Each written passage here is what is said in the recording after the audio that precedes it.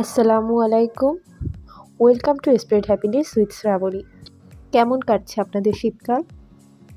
আমার একদমই ভালো নয়, কারণ আমি শীত পছন্দ করি না। তবে আজকের ভিডিওতে আমি আপনাদের শীতকালের একটি ভ্লগই শেয়ার করব। ভিডিওটি এই শীতে করা নয়, আগের শীতের করার ভিডিও। আগের বছর শীতে আমি আমার ননদের বাড়ি বেড়াতে গিয়েছিলাম।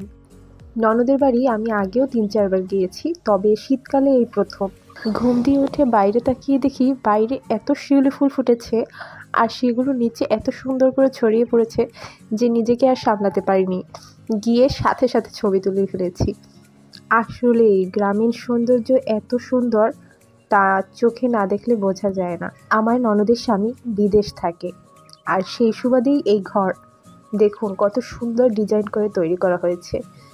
আসলে বিদেশে যারাই থাকে তাদের ঘরের ডিজাইনটা একটু অন্যরকমই হয়। প্রবাসীরা তাদের কষ্টের টাকার বিনিময়ে এত সুন্দর করে শখের বাড়ি তৈরি করে, যা আসলেই দেখতে অনেক সুন্দর। আর এজন্যই তাদের বাড়িটা একটু অন্য বাড়ি থেকে আলাদা ডিজাইনেরই হয়।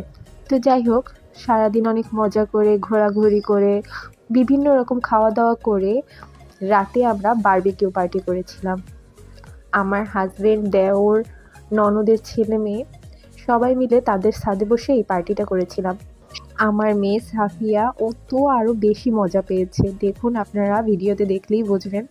সে অন্ধকারে হাঁটাহাঁটি করে দেখছিল আমরা কি করছি, আর খুব বেশি এনজয় করছিল। আর সাথে আমরাও অনেক এনজয় করছিলাম। আমাদের শেফ ছিল আমার হাজবেন্ড। আসলে সে কখনো রান্না করেনি, তবে ইউটিউব দেখে এইটা শিখেছে। সে রান্না জানে না, তবে চেষ্টা করে।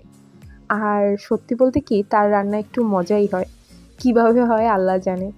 আর এই হলো আমাদের বারবিকিউর ফাইনাল লুক। শীতের রাতে টেস্টি টেস্টি আর গরম গরম বারবিকিউ খেতে আসলেই অনেক মজা। এই দিনগুলো অনেক মিস করছি। ইনশাল্লাহ সামনের সময়গুলো আরও বেশি সুন্দর হবে। আজকের ভিডিওটি এখানেই শেষ করছি। আল্লাহ হাফেজ।